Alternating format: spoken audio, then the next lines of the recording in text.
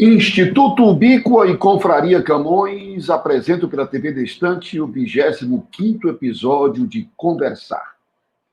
A instigante epopeia por mares nunca dantes navegados da língua, da literatura, das linguagens.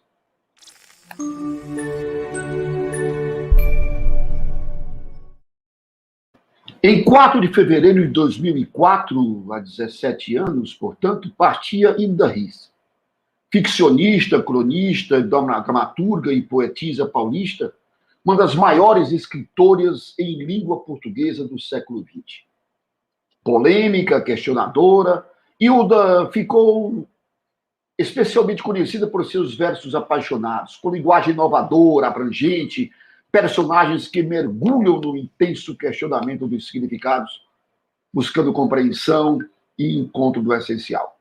Hilda é transcendente, espiritualista, profundamente sensual, ligando os prazeres do corpo a valores espirituais, carregados de tons obscenos e provocadores. Ela é a poetisa da semana.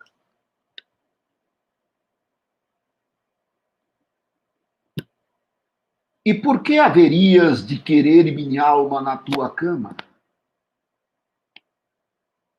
Disse palavras líquidas, deleitosas, ásperas, obscenas? Porque era assim que gostávamos.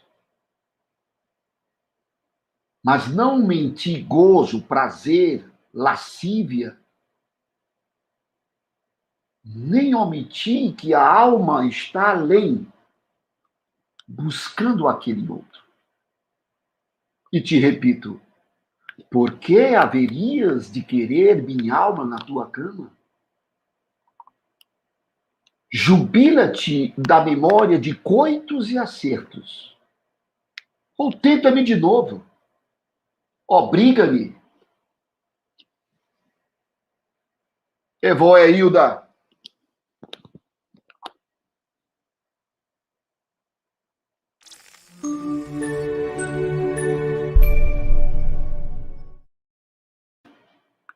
O mote do episódio de hoje é filosofia, literatura e bioética narrativa. Discutir as grandes questões do pensamento humano para entender o comportamento humano, a nossa civilidade, casar essas reflexões com a cosmovisão dos autores nas suas criações literárias. Hoje, em especial, Guimarães Rosa. Não só Guimarães, mas em especial Guimarães Rosa. Em Grande Sertão Veredas, ou em qualquer texto do Guimarães, com o seu jogo de linguagem, com a sua criatividade literária. E conhecermos esta nova corrente de estudos literários, bioética narrativa. Nosso protagonista de hoje vem de Caraí, Ceará, de onde partiu para seguir a vida religiosa na companhia de Jesus, os jesuítas, passou por Fortaleza, Salvador, João Pessoa, foi cursar filosofia e teologia em Belo Horizonte e em 2011 chega a Teresina. De licenciado em filosofia, bacharel em filosofia, mestre em filosofia, doutor em linguística, pós-doutor em filosofia, professor de filosofia, professor do programa de pós-graduação em filosofia da Universidade Federal do Piauí. Pesquisador da obra de Paul Ricoeur, trabalha nas áreas de filosofia, hermenêutica e ciências da linguagem, atuando principalmente com as temáticas da hermenêutica, ética aplicada e narratologia. Coordenador de especialização em ensino de filosofia, coordenador do programa de pós-graduação em filosofia. Deparei-me com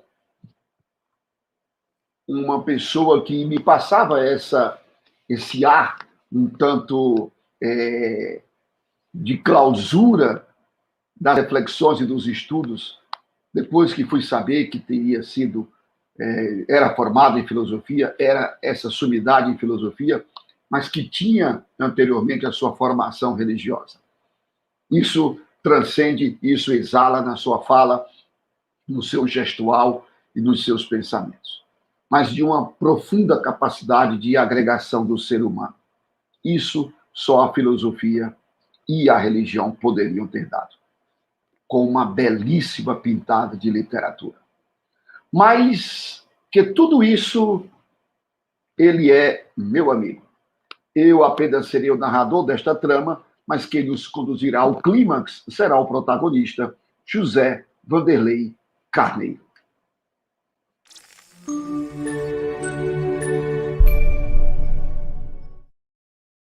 Professor Vanderlei, saudações camonianas, bem-vindo ao Conversar. Que prazer, professor, estar nesse programa com você. Olha, é uma delícia. Eu já tinha assistido o programa, outros, mas estar aqui na sala contigo aguça os sentidos, né? A imaginação, a possibilidade de pensar aquilo que a gente já tinha conversado sobre o que a gente, de fato, vem pensando nessa interdisciplinaridade de filosofia, literatura, etc. Muito obrigado pelo convite e vamos conversar. Muito obrigado.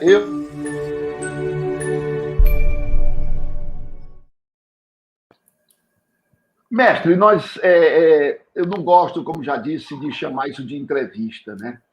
Eu gosto da expressão bate-papo, a próprio nome do programa, conversar, e essa palavra, mexendo com a hermenêutica, com a semiótica, a palavra conversar nos permitiria um programa só para falar da palavra conversar.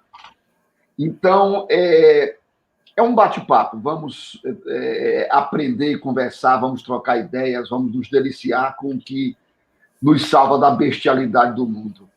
A pergunta de abertura sempre é esta: por que filosofia? É uma boa pergunta. Professor, penso que filosofia nos dá a oportunidade da contemplação. E aí eu estou indo para uma compreensão originária da filosofia. Ou, por outro lado, pensar a filosofia como um susto diante do mundo, do homem, de Deus, das coisas. Ou seja, a filosofia faz com que a gente possa querer entender aquilo que é incompreensível. E, nesse sentido, portanto, a filosofia passa a ser uma condição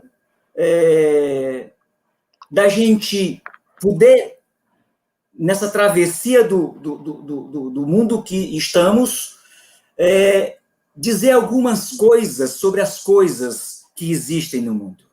Então, filosofia faz com que a gente possa estar aberto ao diálogo, à conversa, como foi na Grécia Antiga, na Ágora. E conversar sobre todas as questões e dimensões do ser humano. Isso eu acho que é fundamental. Sentar na praça, como essa aqui, mesmo virtual, e conversar sobre as coisas que nos inquietam, nos incomodam, que nos encantam, que nos faz pensar.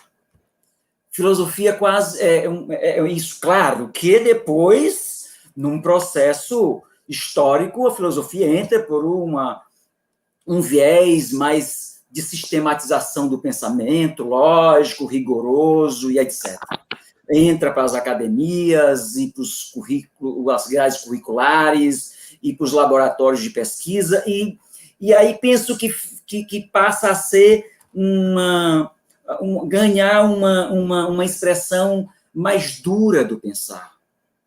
Por isso que o exercício que faço juntamente com a literatura, com a arte, é como trazer a filosofia de onde ela veio, que é exatamente da leveza do pensamento, né? Do olhar. Eu leio, por exemplo, um pensador, um teórico, um professor que eu gosto de ler é Rubem Alves, por exemplo, que é mais conhecido no pessoal da educação.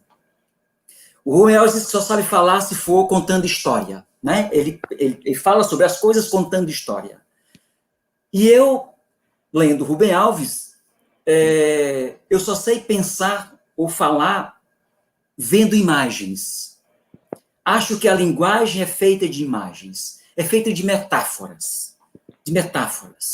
Porque a metáfora é imagem, não é? E isso faz com que a gente se aproxima de outras áreas, como a semiótica, como a linguística, com outras áreas possíveis da gente poder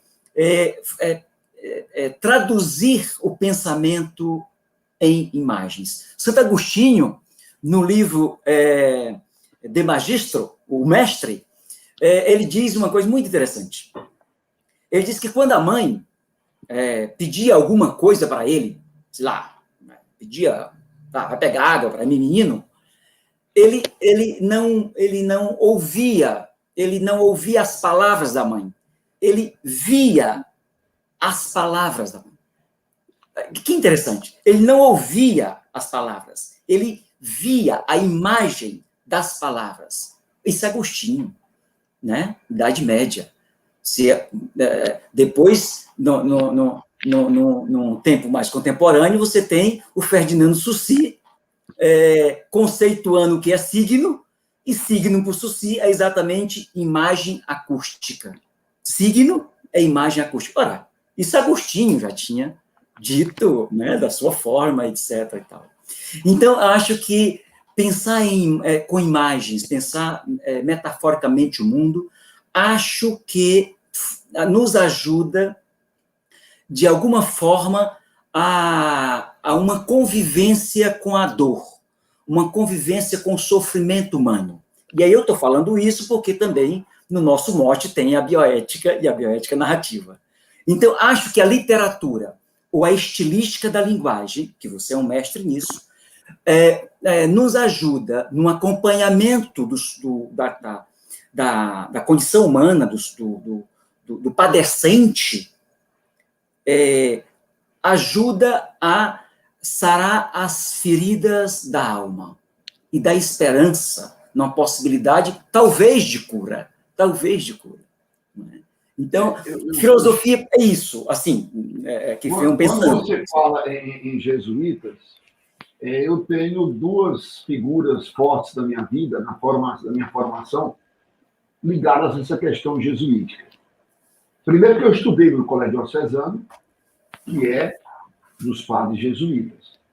E eu tive um padre Ângelo Imperial, que era uma figura para mim quase paterna para mim. Meu pai tinha falecido há pouco tempo, então, de certa forma, eu projetava naquela figura, aquele conhecimento, aquela postura dele, essa figura paterna. E foi muito importante na minha formação o tempo que eu estudei no Colégio Diocesano. Depois fui para Fortaleza estudar no Colégio Cearense, que era marista. Mas no dia que faltou um professor de desenho, então, para não ficarmos sem aula, o diretor, que era o padre Luciano, ele entrou para cobrir o horário para não ficarmos sem aula. E sempre a gente tinha um texto ali guardado. Então, ele levou um texto do Vinícius de Moraes. Foi assim que eu fui apresentado ao Vinícius. Assim eu fui apresentado à poesia, chamado Gente Humilde. E ele, então, passou a aula analisando, interpretando, mostrando para a gente o que era. E enquanto ele falava, lia, eu olhava, na verdade, não estava vendo o padre, não estava vendo a sala. Aquela imagem toda narrada pelo Vinícius ficava passando como um filme na minha cabeça. E eu digo, o que é isso, né?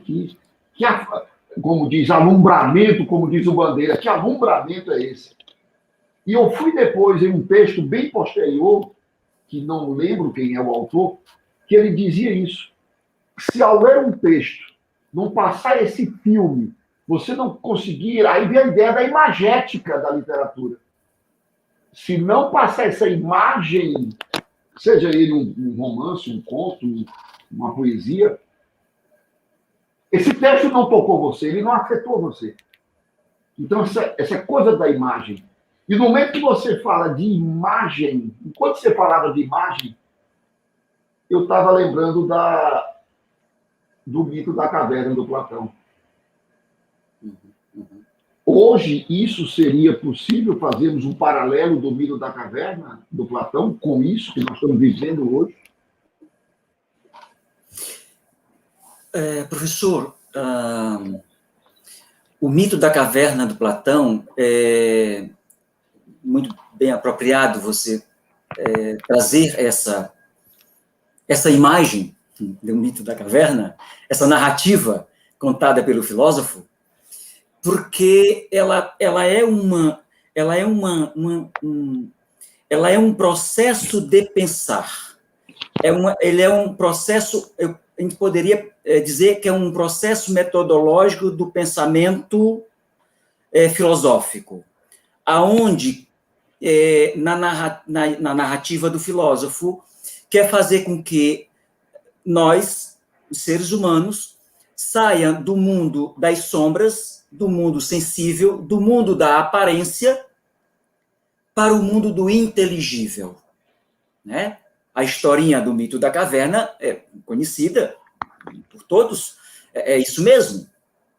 Homens estavam acorrentados no fundo de uma caverna, etc., e que só olhavam para frente e viam no fundo da caverna algumas imagens de utensílios, gente passando, etc., e eles tinham ali a convicção, ou a crença, de que aquilo era a realidade, a sombra era a realidade, aí, né? Era a realidade. E até, na historinha, conta que um conseguiu se desfazer ali da corrente e consegue dobrar, né, virar o pescoço e percebe que atrás tem uma fogueira, que na frente da fogueira passa as pessoas, etc. E esse que vira o pescoço para trás, e essa imagem ela é importante, porque a mudança só acontece como um exercício de torcer. Nós precisamos um exercício de torcimento do corpo, se a gente quiser. De virar a vista para ver outras coisas que nós não estamos vendo. E aí conta a história que esse moço sai da caverna, se depara com o sol, fica encandeado, etc., e volta para contar o que viu lá fora, da sua experiência com a inteligência, né, com a luz, né? Com o fit, né? A luz. E volta, e ele não é aceito, etc. Ora, o que nós estamos vivendo no mundo hoje atual está muito apropriado ao mito da caverna, porque nós estamos vivendo hoje quase um exacerbamento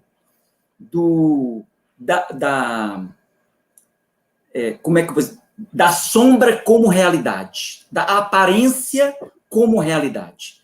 Platão dizia, ora, o mundo que nós vivemos, o mundo sensível é cópia do mundo inteligível. O mundo sensível é cópia do mundo inteligível. Eu pego o livro, né, o sensível, isso aqui é cópia da ideia de livro. E assim todas as coisas, né? Eu sento numa cadeira, essa realidade sensível, ela só é cópia da ideia de cadeira. E assim todas as coisas. Portanto, o mundo que nós chamamos de mundo real, empírico, sensível, para o filósofo grego antigo, era cópia do mundo das ideias. Ora, se a gente pensar, professor, que hoje nós estamos no mundo do audiovisual, aonde a gente não lê mais o texto, a gente vê o texto passa como imagens sensíveis, imagem sensível. Então, a cultura que nós vivemos hoje é a cultura da fotografia, a cultura da imagem. Nós estamos embriagados, né, exatamente com essa revolução informacional de tecnologias, das novas tecnologias, da internet, etc. Nós estamos quase enfeitiçados pela a imagem, pela a fotografia. Ora, então nós não temos mais o que nós chamamos de mundo sensível, não é mais mundo sensível. O que nós chamamos de mundo sensível só tem valor se estiver na tela, como fotografia, como imagem. Então, o que eu chamo de mundo sensível hoje é a imagem da imagem, é a cópia da cópia. Né? Ou seja, a fotografia que eu posto nas redes sociais, ela é já uma cópia da cópia do mundo sensível. Então, o mundo evoluiu,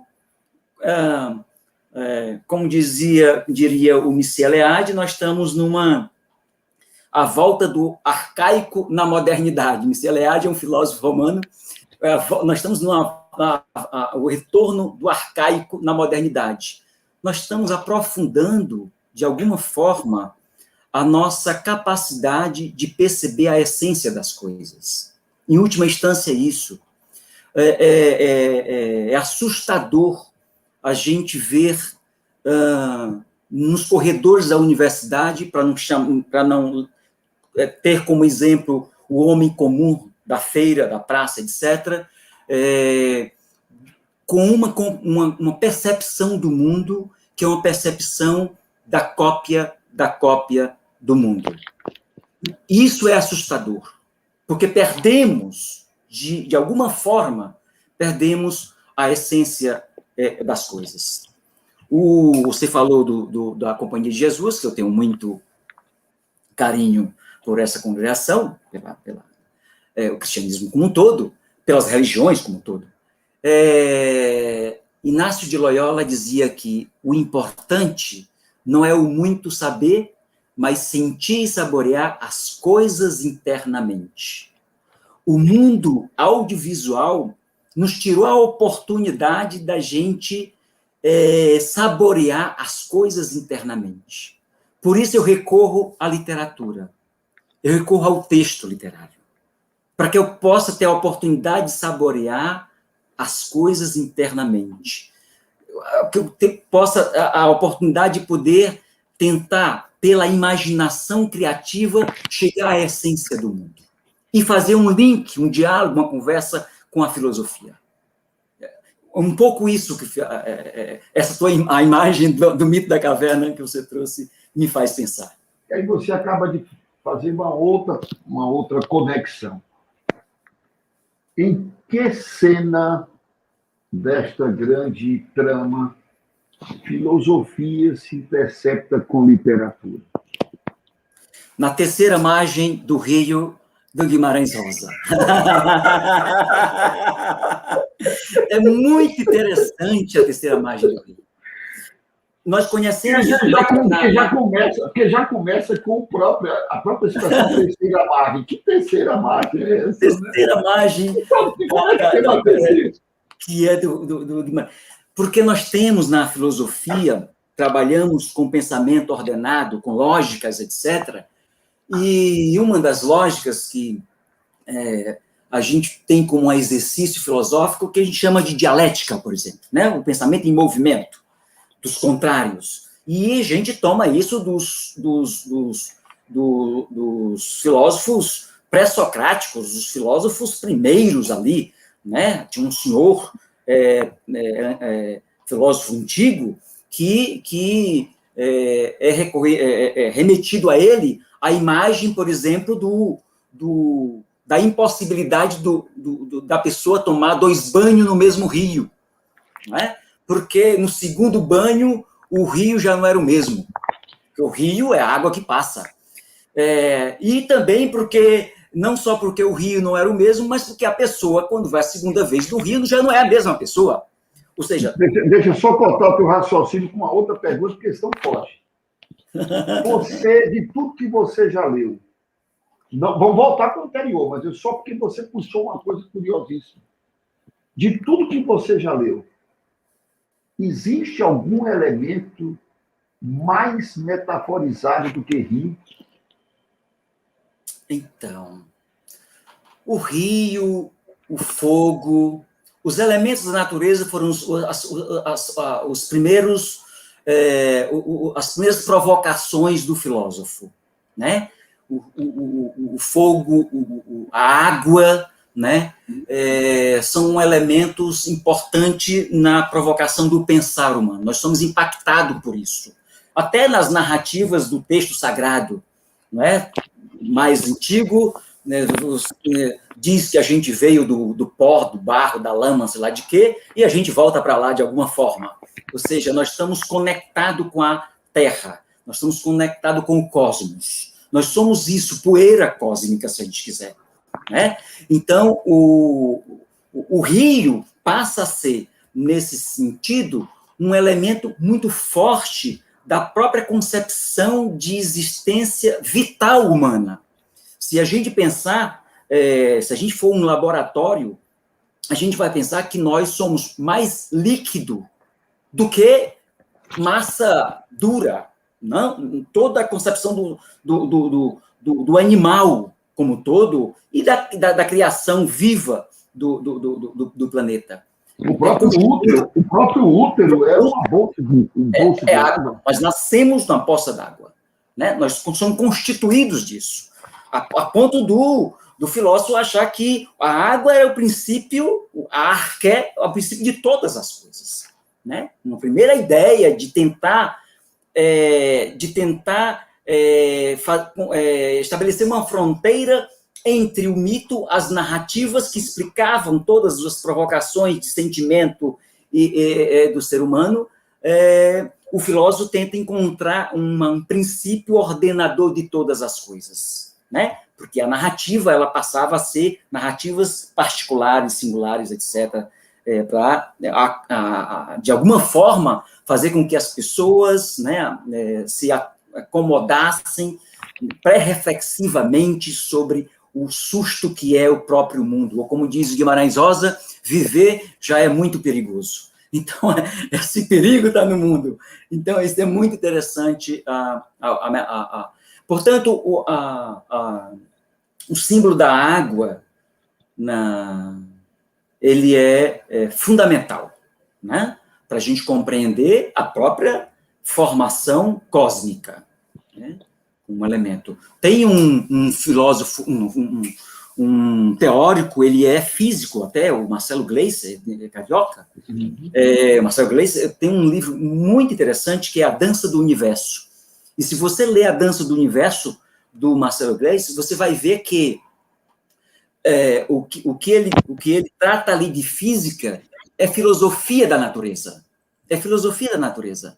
O que o Marcelo Gleiser trata de física, ou o que eu estou chamando de filosofia da natureza, isso é, em última instância, metafísica.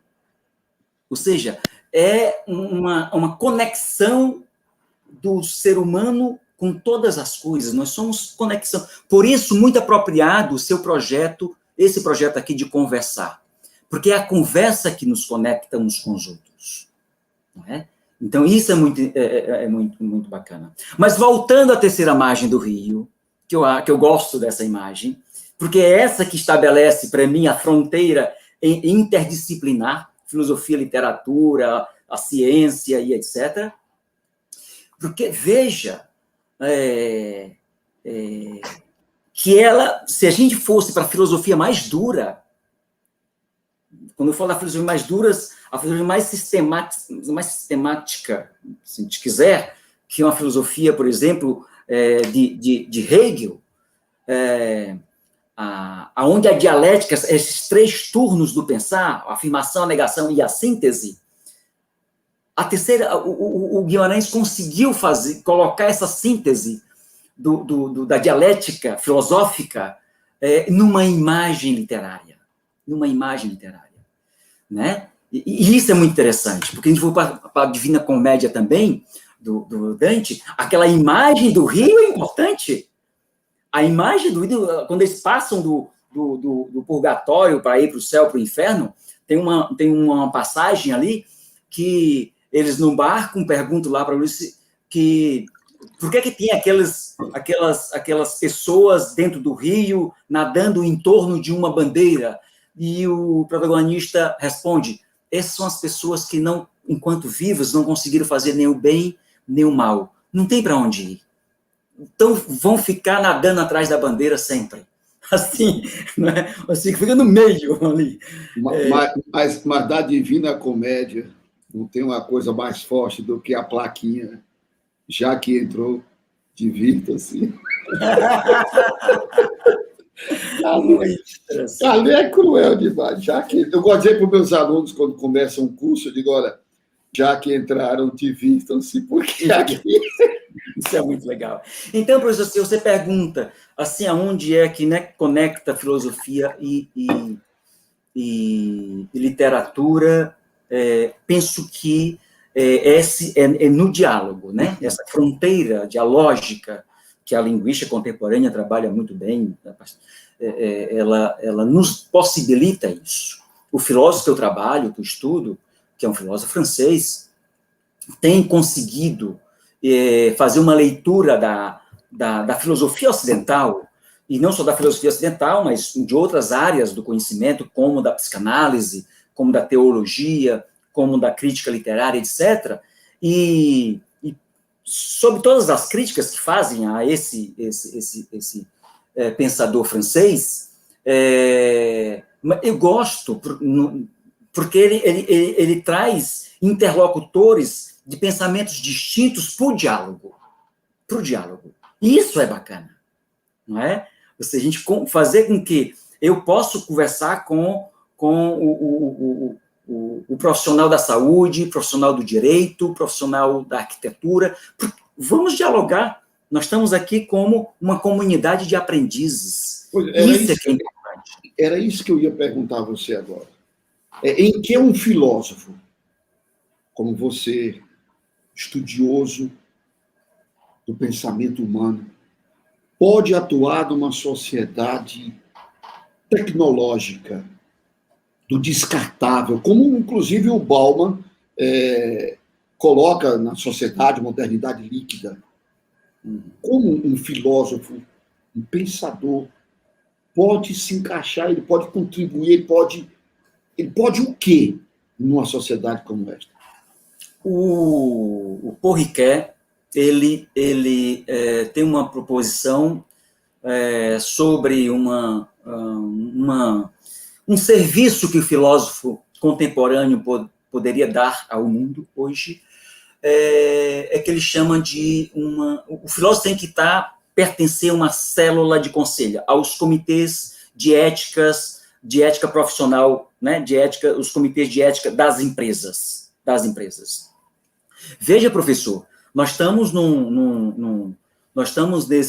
nesse momento de pandemia do ano passado para cá. O mundo todo foi tragado por esse vírus, né? E que a inteligência científica, com toda a evolução da tecnologia, parece ter sido colocado na sua vulnerabilidade, na sua impotência de salvar vidas, por exemplo. Ora, claro que isso também não é só da tecnologia, mas das políticas de tecnologia, das políticas de governos, das políticas sociais de governo, né, de não ter um sistema sanitário que garanta o conforto para todas as pessoas. As grandes potências não conseguiram, no ano passado ficaram desmascaradas, que não conseguem exatamente salvar o seu povo, e os países em desenvolvimento mais ainda, né? Ou seja, tem uma discussão que é uma discussão política, né, em torno do enfrentamento dessa pandemia. Por um lado. Por um outro lado, é que no desespero ou na urgência de fazer o enfrentamento a partir da nossa produção tecnológica, é que essa produção tecnológica possa não ser necessariamente um benefício em algum momento, pelo uso que se possa fazer. Portanto, é preciso, na hora que pega na agulha, alguém possa, assim, vamos refletir melhor a forma como, quais os critérios, dessa nossa ação, né, no campo, estou dizendo aqui, no campo da saúde, que é o campo que está mais explícito, por um lado, mas, por outro lado, explicita também os poderes governamentais, explicita, por exemplo, os tribunais jurídicos, para poder dar uma resposta satisfatória nisso. Então, aí o filósofo ajuda a fazer com que a comunidade científica tecnológica, ou política, ou econômica, tenha sensatez num processo de uso das ferramentas, das condições que temos ao alcance no combate, por exemplo, de um mal, de uma pandemia, como nós estamos vivendo. Né? Não perder a lucidez, não ficar traficando com a esperança do outro. Traficar com a esperança do outro é fazer brincadeirinha em torno de resolver o problema da pandemia. Você não pode brincar com o sentimento, com a esperança, com a necessidade de vida das pessoas. Chamar de gripezinha aqui, tirar a máscara acolá, e etc. Não é? Ou seja, precisa que, nesses ambientes governamentais, tenha um filósofo no sentido do exercício do pensar sistemático, metodológico, rigoroso, ético, humano. Minimamente seria humano. Que não acha, quando você não vê qualquer que seja a situação pela ótica do humano, fica difícil você pensar. Falando de humano, professor, eu estava lembrando, por exemplo, que é uma temática, uma categoria da filosofia, tipo a verdade. Característico próprio da filosofia, a verdade. E eu estava pensando, por exemplo, porque aí a verdade, nesse sentido, é uma categoria humana, não? Você não vai cobrar a verdade da formiga, sei lá. Ou seja, é humano que pensa sobre aquilo que deve ser verdadeiro ou falso, nesse sentido. E eu estava pensando em dois pensadores da literatura. Eu estava pensando em Machado de Assis, na Memórias Póstumas de Brás Cubas, aonde o narrador morto, personagem, e por estar morto, denuncia as injustiças que acontecia ali na sociedade do Rio de Janeiro, etc. E eu fiquei, quando lendo a Memórias Póstumas de Brás Cubas, eu fiquei me questionando, será que só o morto pode falar a verdade? Só o morto pode ser humano? Só o morto pode olhar para a comunidade em volta dele mesmo, do seu caixão ali, e apontar com o dedo da moça que ficava por não sei quantos contos de réis e dizer que o fazendeiro tal, etc. Pobre da Marcela, né? Então, assim, será que a condição humana é a condição mais aproximada com o limite do humano? E pensando assim, a categoria forte da verdade é a categoria que eu possa colocar dentro da fronteira do limite humano. Por um lado.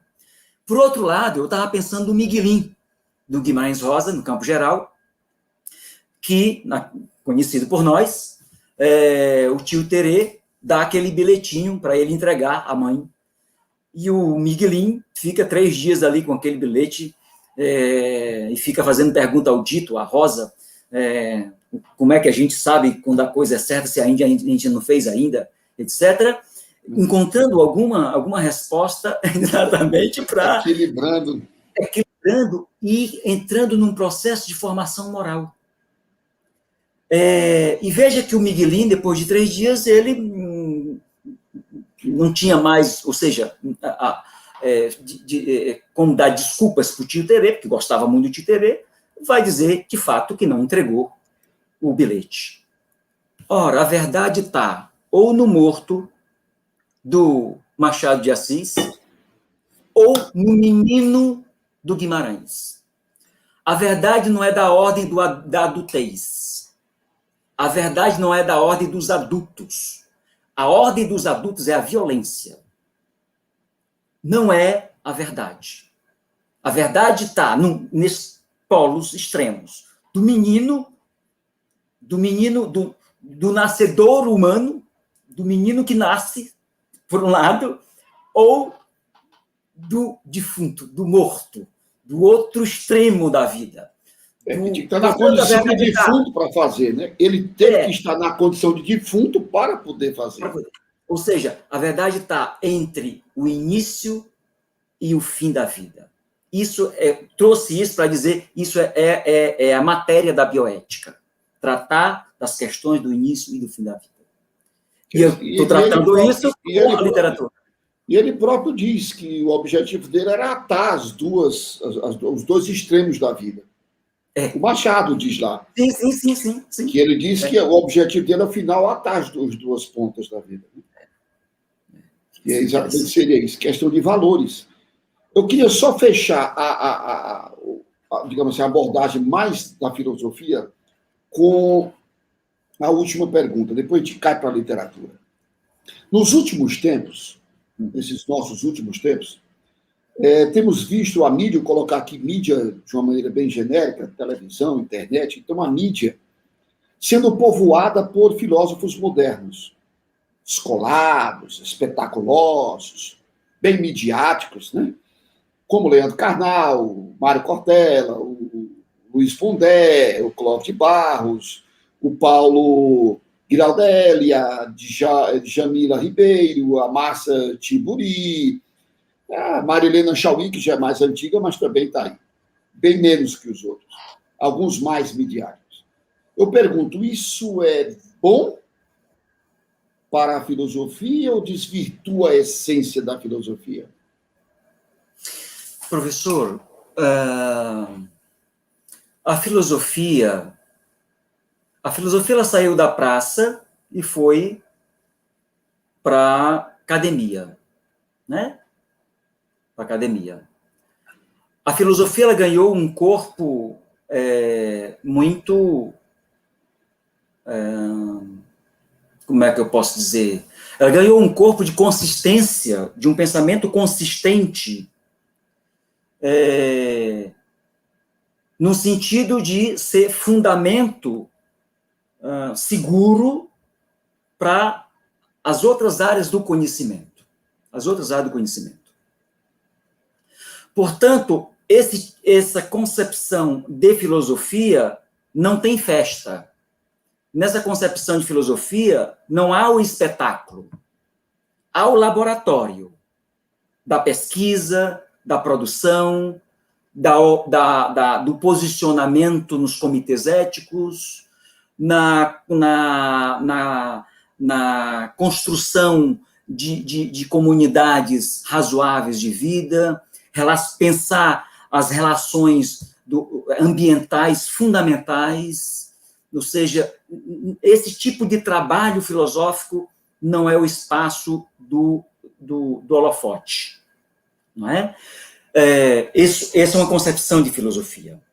Uma outra concepção de filosofia é dizer, mas a filosofia tem que ser dita publicamente para todo mundo, né? Aí precisa, eu acho, desses que você citou, desses todos que você citou, tem reflexões consistentes, mas também tem reflexões mercadológicas, né? E quando o pensamento ganha mais status mercadológico, ele é menos pensamento. Eu estou lembrando do Saramago, José Saramago, que quando ganhou o Nobel, perguntaram para ele o que é que ele ia fazer com o prêmio, né, de Nobel. E ele disse que o escritor, o pensador, tem vocação à pobreza. Ou você pensa, né, dá asa, dá oportunidade para a imaginação criativa, ou você é administrador de coisas.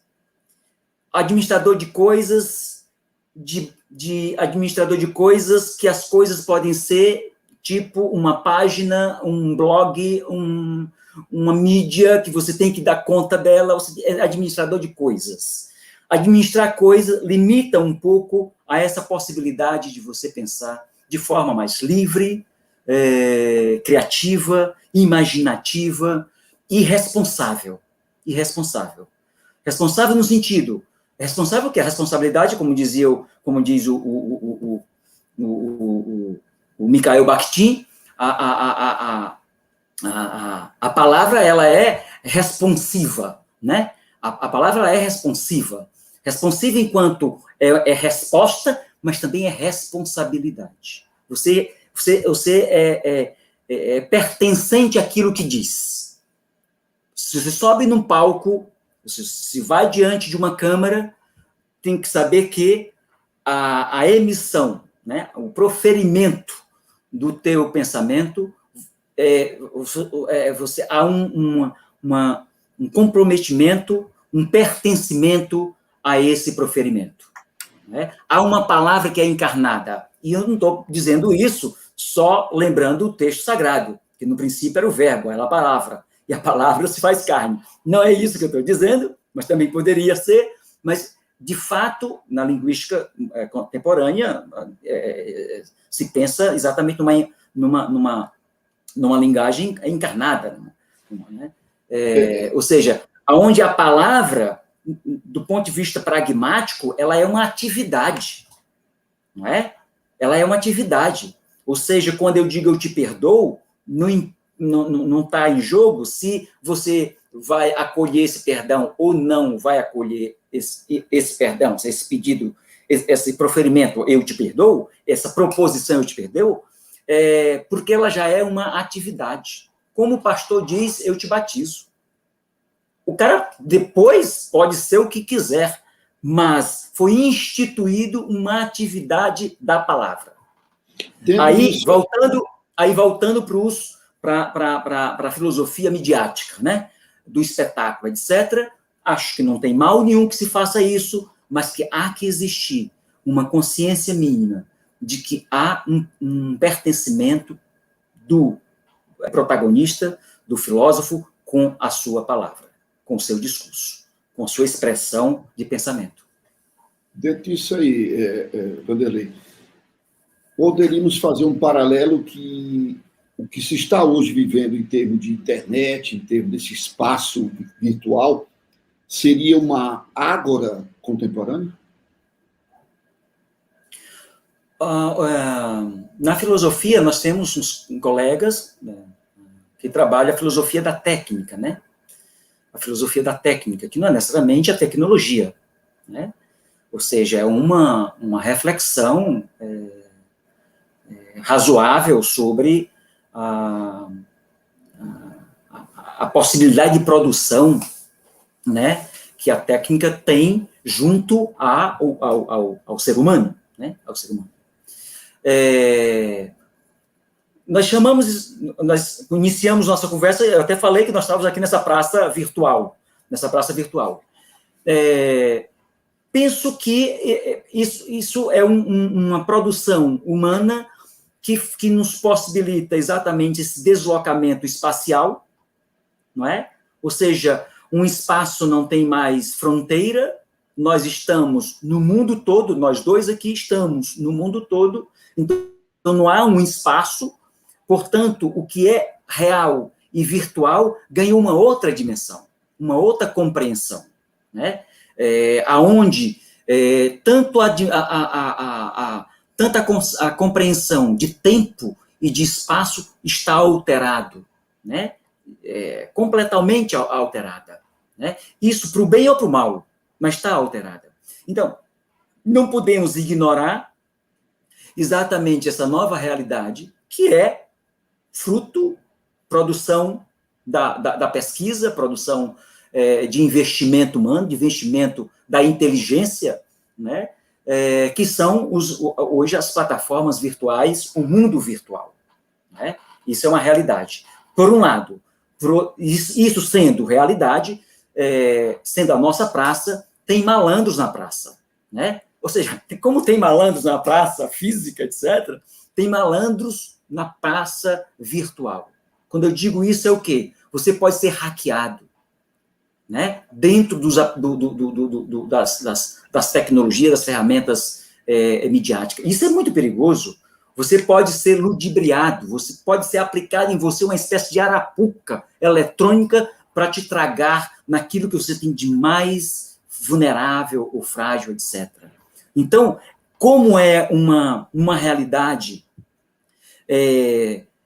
sem fronteira física, de proteção física, nós estamos mais vulneráveis, né, aos malandros que passam pela praça que você está sentado ou conversando nela. Nós podemos compreender isso como uma metáfora, né? Uma metáfora metafórico enquanto praça.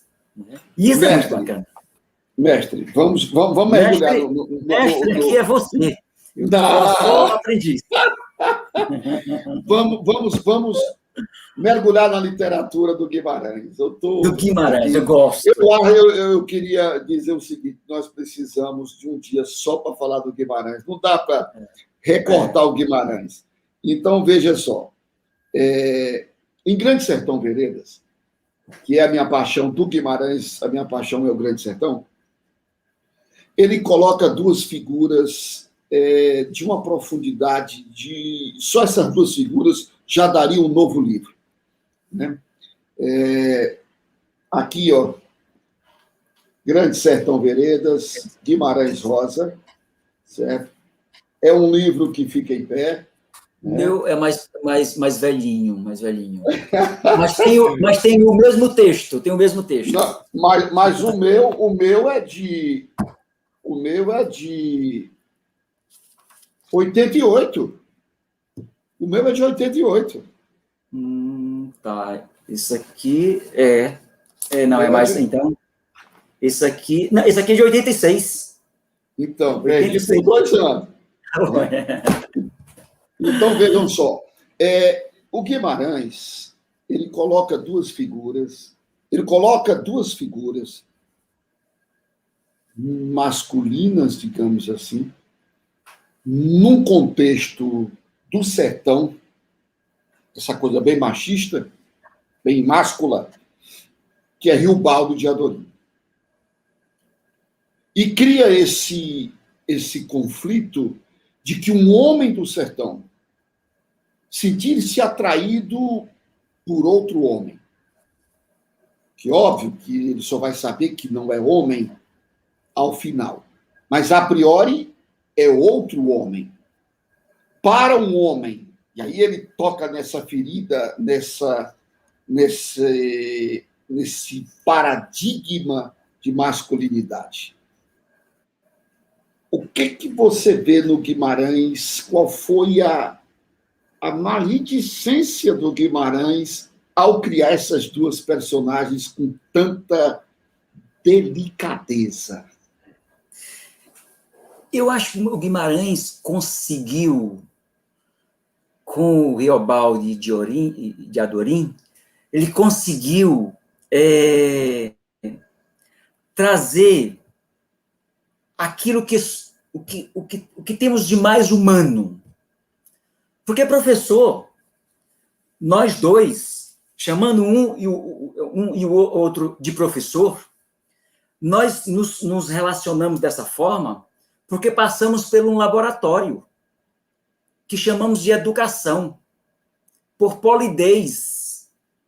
Ou seja, tirou de nós a universidade, o mundo civilizado, sei lá, né, com as suas concepções de educação, tirou do homem aquilo que é condição própria do humano. O Riobaldo, com aquela figura do homem duro, o estereótipo nordestino, nordestino duro, mas somos isso se a gente não tivesse passado pelo laboratório.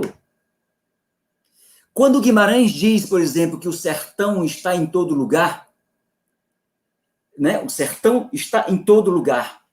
É como se dissesse que Riobaldo está em todo homem. Nós somos Riobaldo. Nós não agimos com aquela dureza do Riobaldo, porque não é nos permitido ser. Mas, de vez em quando, a gente gostaria de ser. De vez em quando. Mas não é permitido ser. As instituições não nos permitem. A escola nos controlou, nos poliu, de alguma forma. A instituição família clássica, patriarcal, etc., da nossa cultura, por um lado. Então, a gente vai passando. Então, cada livro que vai lendo, etc. Ou seja, nós somos Riobaldo. Nós só não conseguimos nos expressar como ser. Porque a cultura não nos permite isso. Então, eu penso assim, quando o Guimarães diz exatamente que o sertão está em todo lugar, Riobaldo também está em todo homem. Como Diadorim também. Olha, eu não conheço trabalho sobre questão de gênero no Grande Sertão Veredas, mas está presente. Porque a questão de gênero aqui é dizer que esses dois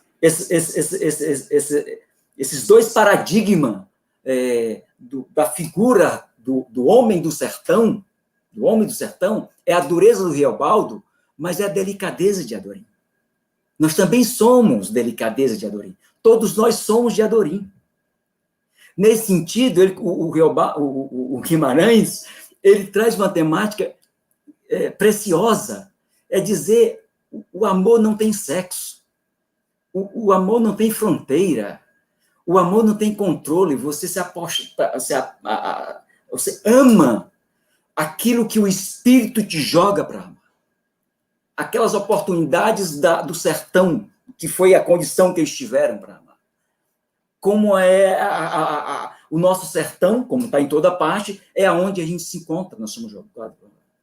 Ou seja, e veja que tem, quando eu falo assim, do sertão, como se fosse algo primitivo, sem essa cultura ainda controlada, civilizatória, não, porque o Riobaldo, quando pensava ali em Diadorim, ele se reprimia. Ele não podia pensar assim, um colega do jagunço, não podia. Por que não podia? Porque... E dentro da figura do homem do Nordeste, o homem do sertão, ele ainda acrescentou digamos, um ingrediente, uma pitada, uma roupagem mais densa, que é o homem do cangaço, o cangaceiro. Quer dizer, isso dá ao homem do Nordeste ainda uma sobrecarga dessa dureza, dessa masculinidade exacerbada. Esse jagunço é o supra-sumo da escala dessa masculinidade, né? Dessa masculinidade violenta, né? Violenta, se a gente quiser, ou de fortaleza mesmo, como diria talvez o Euclides da Cunha lá.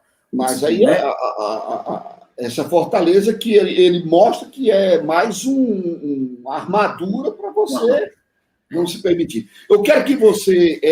Mas só recorrendo sobre essa nossa discussão do paradigma do homem nordestino, Riobaldo, dessa dureza, etc., e, por outro lado, de Adorim, é que tem um filósofo, o Erich Weile, filósofo alemão, Erich Weile, ele vai dizer que o que caracteriza o ser humano não é aquilo que os gregos pensaram. O ser humano, como o que diferencia dos outros animais, é que é um ser racional. Ou seja, o que define o ser humano não é absolutamente a razão. O que diferencia o ser humano dos outros animais não é como pensavam os gregos, nós somos seres racionais. Não é a razão, nesse sentido. Porque, segundo o Erich Weile, porque nós temos a experiência de não sermos racional como esse dispositivo de controle 24 horas. nós também somos violência. Nós também, todas as pessoas têm a experiência da violência, por outro lado. Então, o ser humano tanto é razão como violência. Então, o que ele definiria, por exemplo, como uma concepção de ser humano, é que o ser humano é um ser razoável. É um ser tanto como possibilidade de razão, como possibilidade de violência.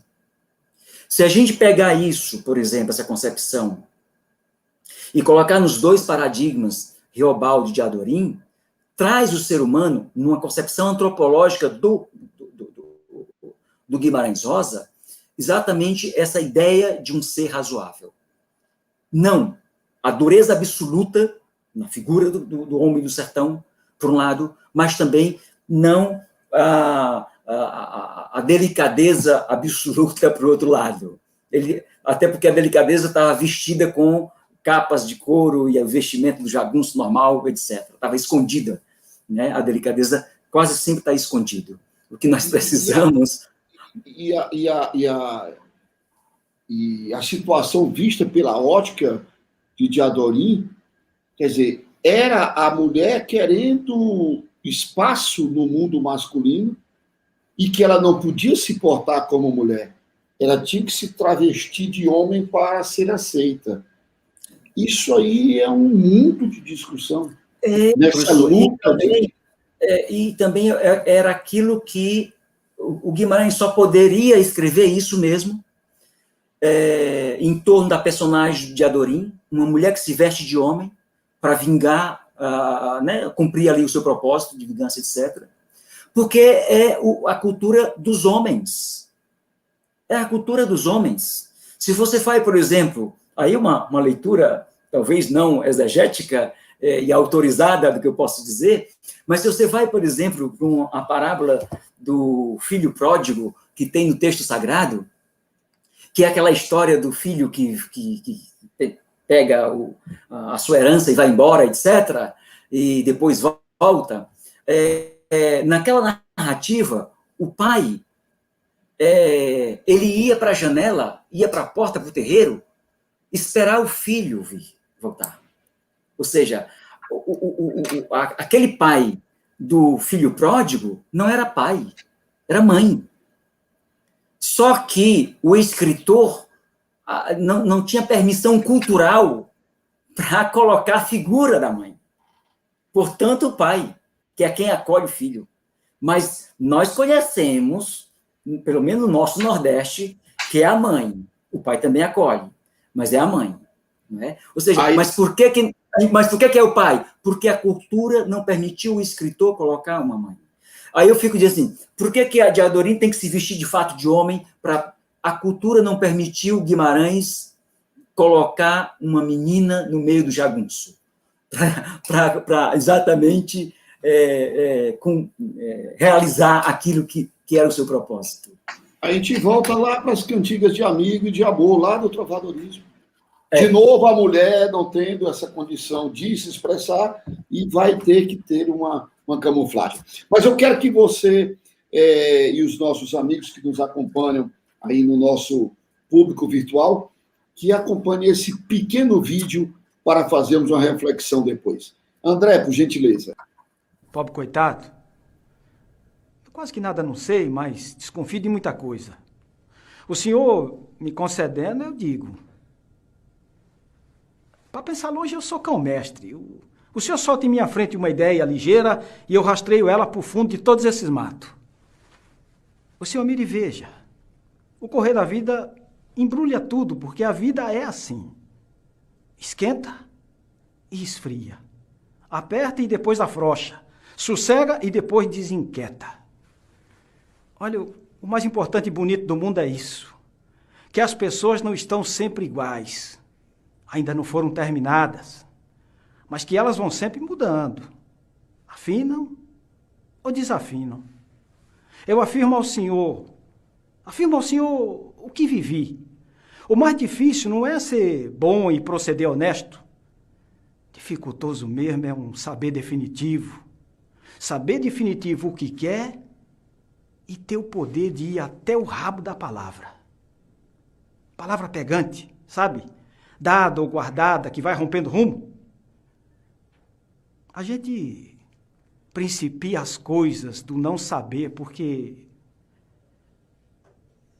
E vai perdendo o poder de continuação, porque a vida é mutirão de todos, e por todos mexida, remexida e temperada.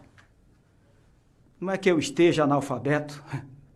Eu soletrei anos e meio mediante cartilha, memória e palmatória. Mas inveja mesmo, inveja minha pura, é de uns, conforme o senhor, assim, com toda essa leitura e essa suma doutoração.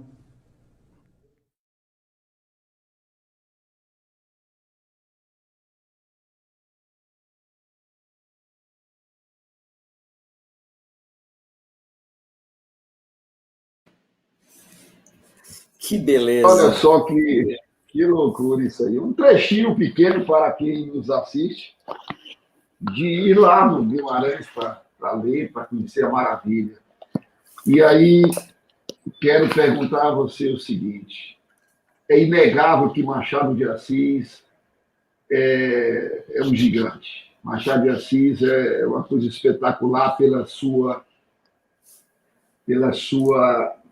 o seu enredo, pela sua artimanha, pelo o seu malabarismo de trama. Mas Guimarães é um gigante na manipulação da linguagem. A invenção, esse aspecto inventivo do falar, de coletar do homem comum, trazer para a literatura, criar palavras. Eu tenho aqui um dicionário, vou já procurar, que eu me perdi aqui, fui levantar para buscar e não achei aqui. Eu acho que tirei dali de cima. E que Guimarães, ele tem uma espécie de um pequeno dicionário só para explicar Guimarães. Eu não vou nem começar pelo Nonada de Grande Sertão Veredas, mas eu pergunto a você, como é que você vê, como é que você enquadra, como é que você avalia esse poder de linguagem do Guimarães? Jogo de linguagem do Guimarães. O que eu gosto mesmo é do rabo da palavra, né? Como ele diz aí, o rabo da palavra. Ou seja,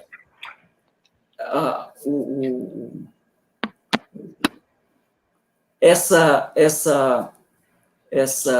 produção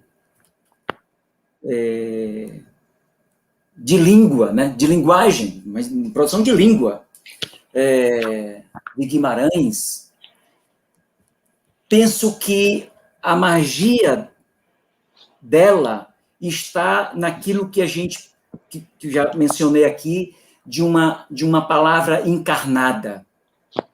Porque nesse trecho mesmo, veja que ele vai brincando com as palavras de uma forma como se estivesse brincando com o corpo, como se ele estivesse brincando com as mãos, tocando na palavra. Então, o Guimarães, ele consegue fazer uma espécie de corpo como texto. Então, todas as reações, os movimentos, os instintos corporais, eles são expressados em palavras. No meu estudo de doutoramento, na linguística, a minha orientadora estava fazendo pós-doutorado na Alemanha. Eu trabalhei sobre a definição de narrativa. E ela me propôs, por exemplo, se não seria interessante que eu pudesse trabalhar na linguística a estrutura da língua alemã. Se a estrutura da língua alemã, ela mesma, não tenha alterado o mundo moderno a pensar. Pela estrutura alemã, porque a filosofia moderna tem uma grande produção na Alemanha. Então, a suspeita da professora era essa. Isso é que a estrutura da língua não teria uma influência de alterar, né, de orientar, de produzir um tipo de pensamento do mundo moderno, né, ocidental, nesse sentido. Porque, veja que nós temos, por exemplo, a filosofia de Heidegger, e com outros alemães, que tem termos em alemão que até os tradutores dão alguma tradução, mas mantém a palavra em alemão. É quase que fosse uma palavra deles mesmo lá. Assim, onde a comunidade, como a gente vai no interior do Nordeste, tem umas palavras lá que só eles da comunidade entendem. Uma espécie de dialeto próprio, originário da língua ali. Então, penso que aquilo que é dureza da língua de um lugar, tipo, numa dimensão maior, pensando na filosofia ocidental, a partir da cultura alemã, o Guimarães consegue fazer com o sertão. Ou seja, o sertão tem a sua gramática. O sertão tem as suas palavras. Ele só precisa que eles sejam trabalhados, dado corpo à palavra, tipo o rabo da palavra. Essa ideia de que a palavra tem rabo é muito interessante. Ou seja, é preciso que toda produção e leitura de texto é essa magia que nós temos de dar corpo às palavras que existem no nosso cotidiano, no nosso dia a dia, naquilo que o dia a dia faz com que a gente produza imaginação criativa. O Guimarães pega essa imaginação criativa e transforma em palavras. E vai brincando, como se a gente estivesse num tabuleiro de xadrez. Coloca uma palavra aqui, outra ali, etc. E você tem uma leitura do jogo, né? Onde você é conduzido, né? A fazer parte dessa gramática. Você é conduzido a uma espécie de encantamento linguístico. É isso que Guimarães faz. E essa linguagem do Guimarães é a linguagem que eu estou falando, encarnada porque é do homem do sertão. Ele dá só corpo àquilo que é língua corporificada, né? Ou seja, pertence ao corpo do homem do sertão. E ele vai dando possibilidade de expressão, né, dessa criação interna, criação de alma do ser humano. Porque nós nos posicionamos no mundo a partir da nossa alma, e a alma é a palavra. Olha só, mestre, este é um material, léxico. Um léxico de Guimarães Rosa. Muito interessante. É um baita de um livro, volumosíssimo, só sobre a linguagem, o léxico utilizado na obra de Guimarães. Você vê a profundidade, a grandeza, o gigantismo desse autor. André, por gentileza, mostra-me aquela imagem daquele que tem um círculo, por favor, para eu fazer uma pergunta ao professor. Isto, dá para aumentar um pouquinho, André? Dá para ampliar um pouquinho? Isso, mais um pouco. Pronto, beleza. Então, mestre, esta é aquela passagem que é, inclusive, colocada bem no começo do livro, na abertura do livro, ele coloca o diabo na rua, no meio do redemoinho. É chamada de frase parâmetro do Guimarães. Então, o que eu pergunto a você, que força é essa que o Guimarães utiliza nesse confronto, que figura do diabo que ele coloca dentro da sua obra? Professor, nós temos na filosofia a imagem do daimon, né? Do daimon, do demônio, do Deus. Nós somos guiados por esse daimon. Nós somos orientados por essa realidade última, que podemos chamar de daimon, de diabo ou de Deus. O Guimarães aqui Guimarães aqui no Grande Sertão, ele tem 23 palavras por coisa ruim. 23 palavras. Coisa ruim, pé de porco, diabo, etc. São 23. Eu tenho aqui num artigo que eu escrevi uma vez, numa época, 23 palavras sobre o daimon. Porque o diabo, Deus e o diabo se encontram no sertão do Guimarães. Quando eu digo Deus e o diabo se encontram no sertão de Guimarães, eu estou dizendo filosofia e teologia se encontram no sertão de Guimarães. Que isso é muito interessante. Ou seja, a capacidade de criação, de imaginação humana, ela é infinita, porque ela é da ordem do daimon. Ela é da ordem do Deus. Ela é da ordem dessa realidade última. Guimarães coloca a realidade última no início do Grande Sertão Veredas. Isso é muito interessante, não é? Ou seja, como dizendo, é preciso que a gente faça parte exatamente dessa provocação espiritual num processo de leitura, num processo de produção. Sem alma não se escreve, sem alma não se lê, professor. Sem investimento do ponto de vista interior não se vê. Contrário a isso, é só técnica, metodológica e etc., que nos cansa isso. Né? Perde a magia. O Grande Sertão Vereda é muito interessante também você pensar de que é um livro que nessa edição aqui, 568 páginas, e ele começa com um travessão e termina com travessia.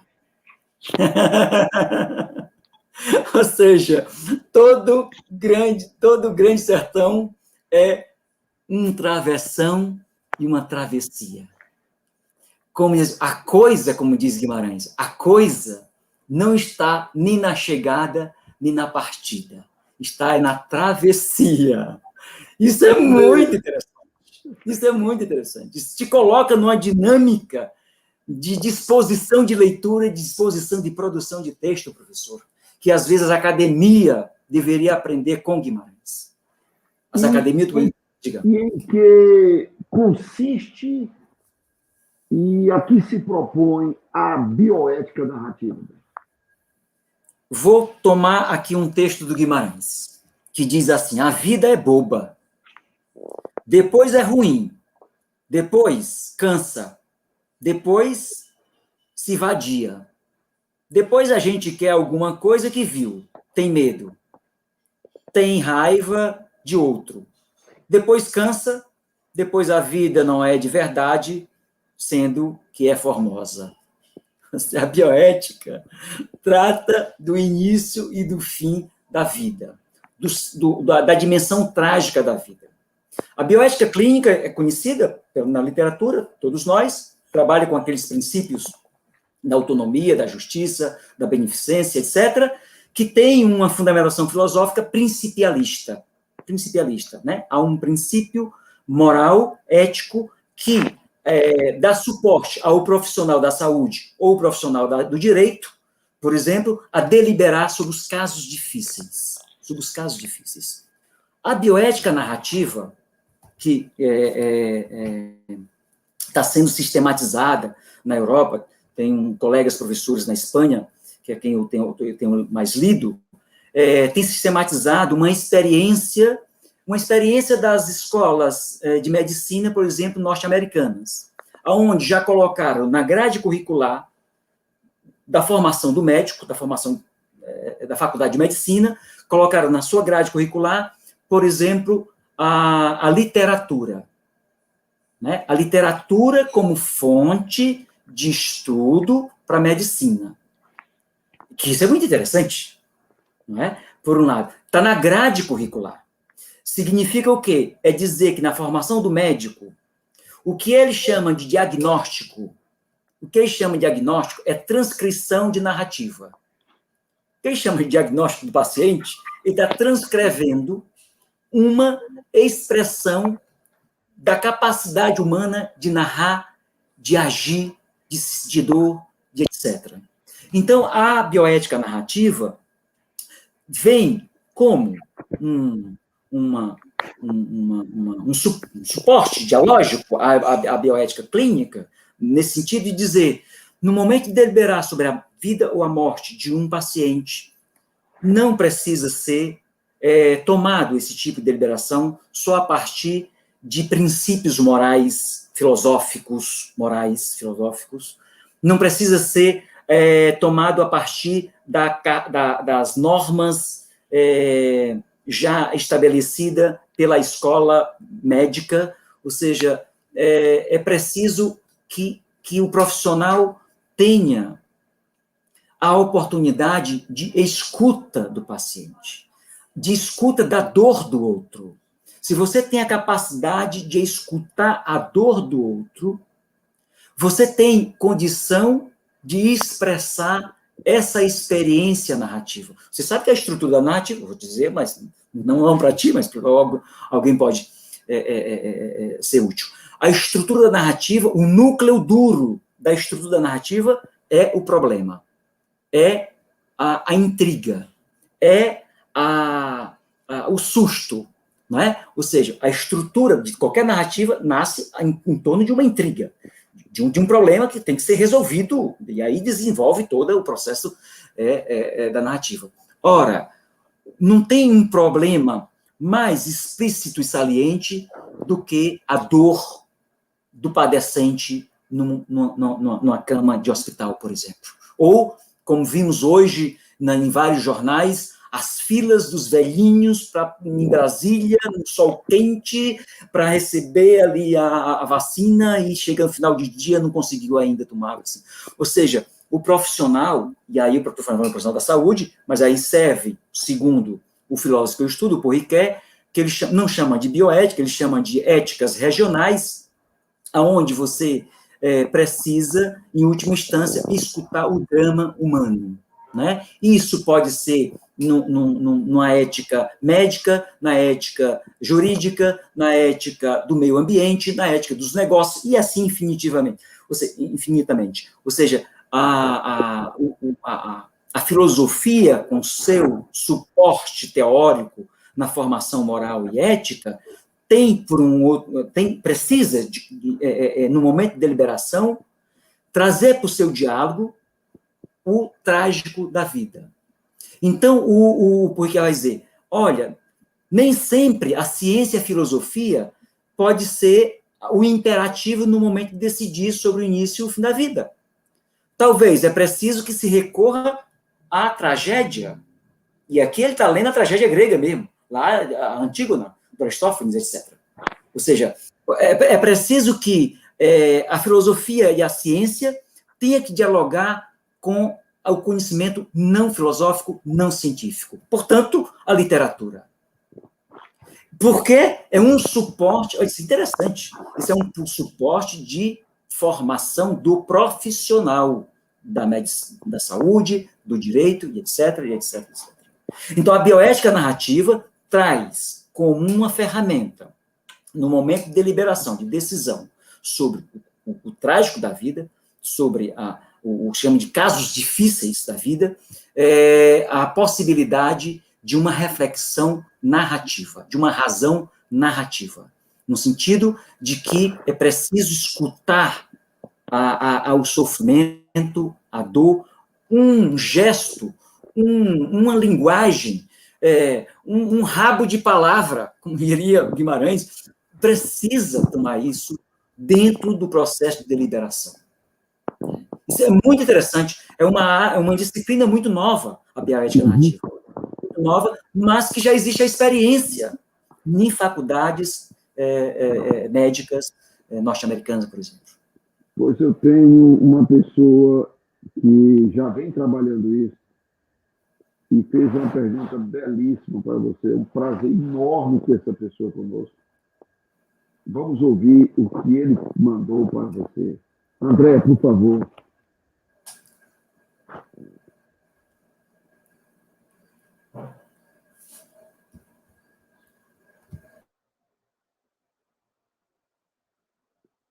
Uma pergunta magna, André. Isso.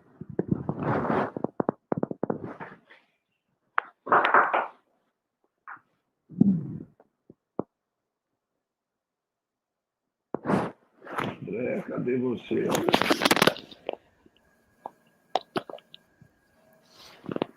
É a pergunta magna, André, por favor. Boa noite, professor Vanderlei. A minha pergunta guarda relação com seu interesse pelo estudo da bioética narrativa. A questão gira em torno da formação médica, fortemente marcada pelo paradigma cartesiano positivista, que, ao privilegiar o conhecimento da doença, subestima a complexidade da realidade biopsicossocial e espiritual do ser humano. E apenas como introdução, gostaria de recordar 2 exemplos da literatura que bem expressam a importância da ética narrativa na vida biográfica das pessoas.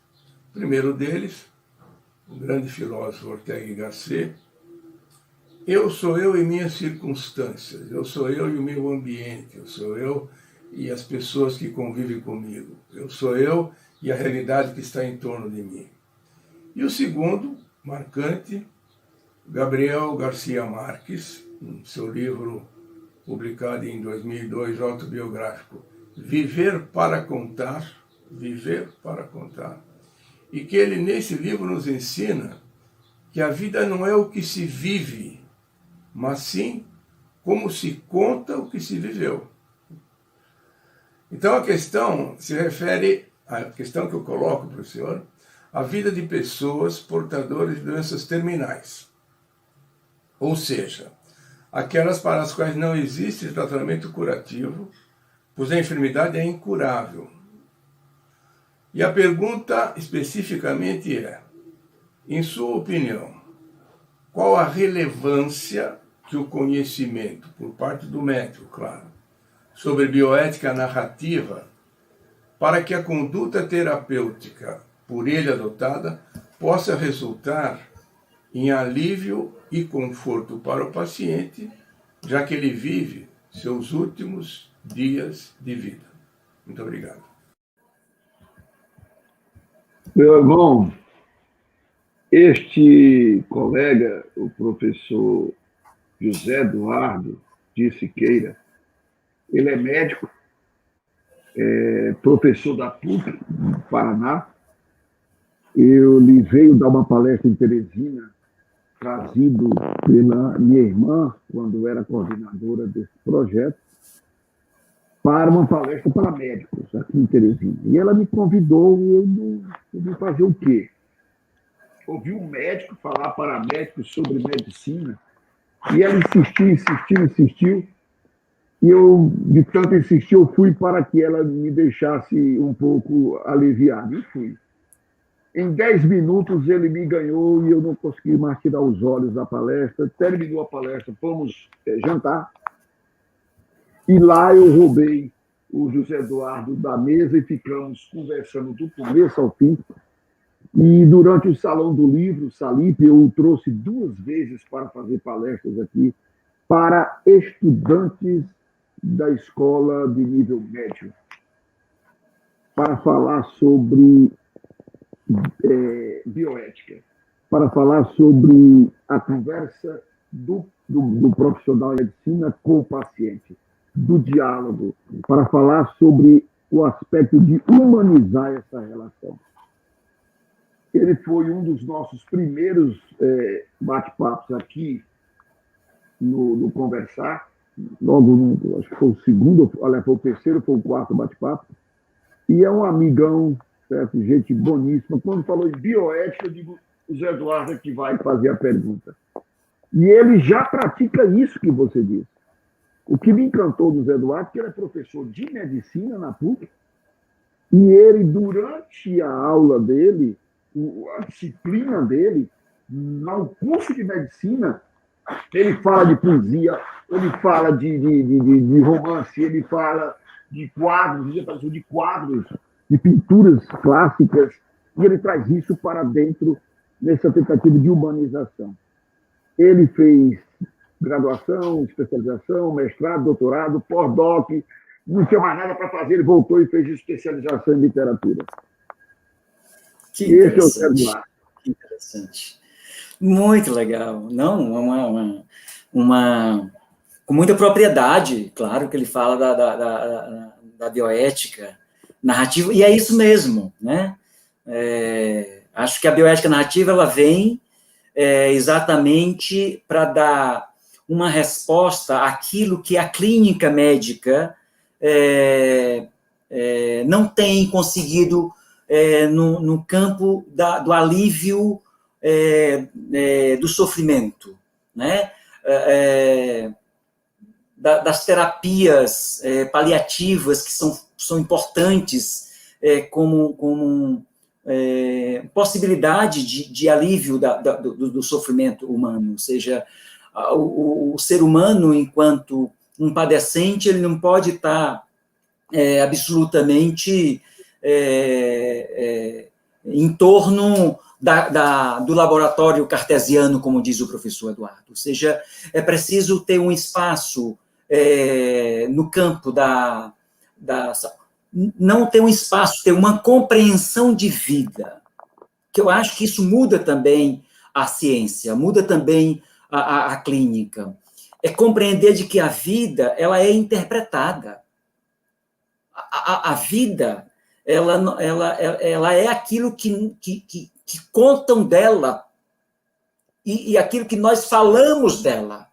Ou seja, a vida não é um ente, como é que eu posso dizer, um ente da natureza que salta aos nossos olhos como vida.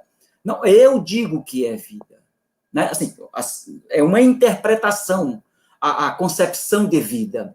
Se eu tenho essa ideia, essa percepção no conceito de vida como um conceito hermenêutico, significa que a minha relação de tratamento, de relação com a vulnerabilidade dessa vida, ela precisa de ser vista de uma forma dialógica, aonde, no sentido, eu tenho que dizer que, eu tenho que compreender que essa vida vulnerável, padecente, etc., ela também tem autonomia. Então, autonomia e vulnerabilidade são polos dialógicos no processo da minha interpretação sobre a vida. Ora, contar a história não é necessariamente uma operação química. Contar a história, ou escutar a história, né, do padecente que conta, ela desenvolve, ela desdobra, em última instância, outras dimensões fundamentais daquilo que eu concebo como vida. Eu não sou só uma massa fisiobiológica, não sou isso só. Eu sou menos até biologia do que biologia mesmo. Você foi massa biológica, eu sou muito menos, eu sou esponjoso. Todos nós, a gente bota aqui um microscópio, você vai ver que tinha muito mais esponjoso, né? Ou seja, do que mesmo massa consistente, dura, etc. Então, eu não sou essa massa fisiobiológica que define o que é vida, né? Essa massa fisiobiológica andante, em movimento, sei lá, que eu posso definir. Não tem outras dimensões. E aí o professor coloca, o professor Eduardo, dimensão da espiritualidade, uma dimensão da imaginação criativa, isso é importante levar em conta, porque a Martha Nussbaum, ela tem um texto que é imaginação narrativa. Ora, isso é interessante, porque no momento em que eu conto a história, eu me vejo na história. Né? Ou seja, essa percepção de que a vida ela transcende a outras dimensões para além do fisiobiológico, etc.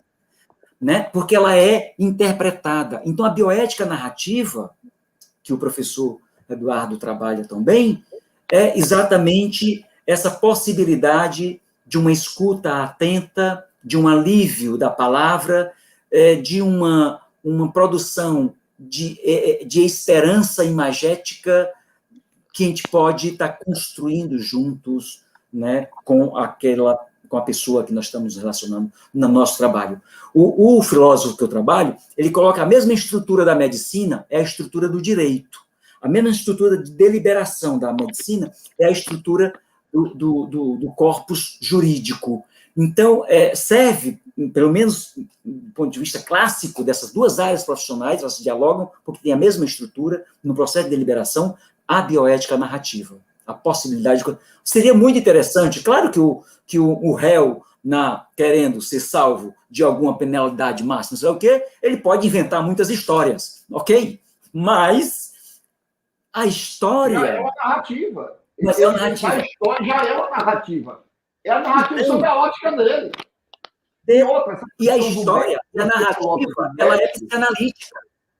Toda história é psicanalítica. No sentido, na hora que você conta uma história, quando você faz uma narração, você conta detalhes que fogem à razão, que é do âmbito da emoção e do sentimento, que o teu interlocutor capta aquilo que você não conseguiu dizer enquanto narra, porque não é só da ordem do racional, é da ordem também do emocional, etc. E ele está mentindo que seja, inventando uma história que não existiu, mas é o quê? É o que ele consegue o quê? Criar para se livrar daquela pena. E aí a imaginação dele vai criando situações, ele vai entrando e vai curando. No caso do médico, o fato de ele parar para ouvir o paciente já é uma dimensão do humano gigantesca. E não vamos muito longe, que muitos médicos acabam se tornando viciados em drogas e tudo, porque não aguentam ver tanta pressão. Imagine agora, no período desse, de pandemia. A pressão, você vê gente morrer à sua frente, não poder fazer nada. Então, muitos médicos acabam entrando na onda de também se drogarem e tudo mais, beber e tudo mais, por conta dessas imposições da própria profissão. Mas nós estamos com o nosso tempo, mestre, quase não, bastante estourado, e eu ainda tenho 3 perguntas. Vamos ao nosso epílogo, André.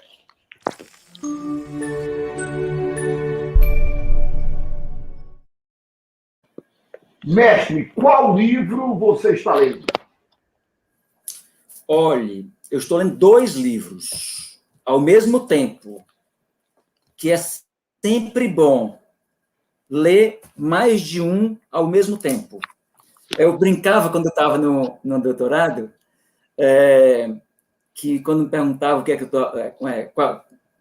qual o livro que eu estava lendo, ou quantos livros eu estava lendo, eu disse, não, eu estou lendo por metro, porque eu colocava os livros na parede, então eu estava lendo por metro, não é mais por página. Então eu fazia esse tipo de leitura, é por metro. Mas eu estou lendo agora, professor, um de filosofia e um de literatura. Por coincidência, os 2 autores são franceses. Eu estou lendo esse romance, não sei se está dando para ver. Mais para dentro, isso. Quem matou Roland Barthes? Quem matou Roland Barthes? Roland Barthes, semioticista, crítico literário, filósofo, conhecido, né? E o autor do Quem matou Roland Barthes é o Laurent Binner. E ele conta na verdade, ele faz uma mescla, se a gente quiser, de uma espécie de trailer histórico e uma farsa filosófica em torno de um acidente, um atropelamento que o Roland Barthes sofre, né? Ou seja, só que ele levanta algumas suspeitas sobre esse acidente. Talvez esse acidente não tenha sido acidente, tenha sido exatamente provocado, né? Tenha sido um assassinato. E é isso que ele vai investigar nesse romance, né? E aí, a suspeita dele é que o Roland Barthes, ele tinha em mão um manuscrito contendo a 7ª função da linguagem, como se for uma parte, por exemplo, de uma teoria do Jacobson, né, linguista. Então, a suspeita é que talvez ele tivesse esse manuscrito, que seria uma revelação importante do que ele estava prestes para publicar, e daí alguém quis impedir dessa forma, atropelando ele. E aí ele vai, nesse processo de investigação, e vai investigar ali aqueles teóricos da época, na França. Então, participam, como na trama aqui do Quem Matou Roland Barthes, a conversa com Michel Foucault, com Derrida, com Deleuze, com Althusser, com Guattari, com Humberto Eco, então ele traz o pessoal da filosofia, da análise da quase uma Divina Comédia, né? Quase uma Divina Comédia, porque, na verdade, é uma espécie de... Ele traz o pessoal ali do giro da linguagem, né? Da reviravolta linguística pragmática que acontece ali. Então, é um romance, claro, é um romance, mas acho que quem tiver a oportunidade de ler vai ter outros ganhos do ponto de vista também acadêmico, de conhecimento no campo da filosofia, letras, etc. Um bom romance. Né? Quem Matou Roland Barthes, de Laurent Binet. E o outro livro é um livro de filosofia, que é do Paul Ricoeur, A Escola da Fenomenologia. Eu tinha colocado todos os meus livros aqui. Escola da Fenomenologia. Né? É um livro do Paul Ricoeur, onde ali ele vai tratar sobre a fenomenologia de Husserl. O Ricoeur foi o primeiro tradutor da obra do Husserl na França. Né? O Ricoeur ele teve preso uns 3 anos no campo de concentração, e lá, não tendo nada para ler, deram para ele a obra do Husserl para ele ler, ideias. E ele traduziu, não só leu, mas traduziu para o francês a obra do Husserl. Então, na Escola da Fenomenologia, ele trata exatamente apresenta, né, a filosofia do Husserl, né, da fenomenologia do Husserl. O professor aqui, Paulo César Carneiro Lopes, no trabalho dele sobre utopia cristã no sertão mineiro, ele traz um último capítulo a partir do Augusto Matraga, uma fenomenologia do corpo, que é muito interessante. Então, são esses 2 livros. Quem Matou Roland Barthes, um romance, e um livro mais filosófico, Na Escola da Fenomenologia. Esses 2 estou lendo. Qual livro seu você indica para nosso público ler e por quê? Esse é Hermenêutica e Narratologia. Essa aqui foi a minha tese, que eu publiquei pela CRV. Encontra no site dessa editora, CRV, que é uma editora de Curitiba.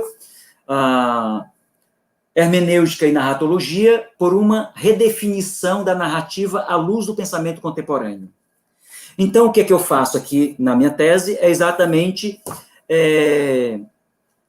apresentar uma outra proposta conceitual de narrativa, que não é necessariamente aquele conceito canônico da narrativa horizontalizada, onde tem um início, um meio e um fim, ou seja, o pensamento contemporâneo me possibilitou, nesse sentido, quebrar a narrativa e dizer, por exemplo, que o meio da história está em qualquer lugar. É você que escolhe onde é o meio da história, não é? Está em qualquer lugar. O início e o fim também, não é? Portanto, a imagem que eu coloco nesse livro é de uma rede neural, porque a rede neural tem muitas entradas e saídas.